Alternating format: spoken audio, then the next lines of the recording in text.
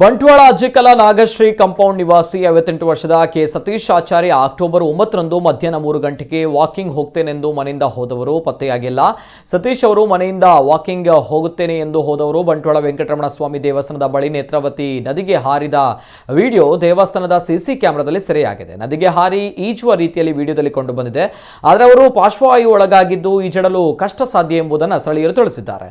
ಇವರು ಸುಮಾರು 5.6 ಇಂಚು ಎತ್ತರ ಇದ್ದು ಎಡಕೈಯ ಮಧ್ಯದ ಬೆರಳು ತುಂಡಾಗಿದೆ, ಅಲ್ಲದೆ ತೋಳು ಬೆರಳು ಬೆಂಡಾಗಿದೆ. ಇವರು ಎಲ್ಲಿಯಾದರೂ ಕಾಣ ಸಿಕ್ಕರೆ ಬಂಟ್ವಾಳ ನಗರ ಪೊಲೀಸ್ ಠಾಣೆಯನ್ನ ಸಂಪರ್ಕ ಮಾಡುವಂತೆ ಕೋರಿದ್ದಾರೆ.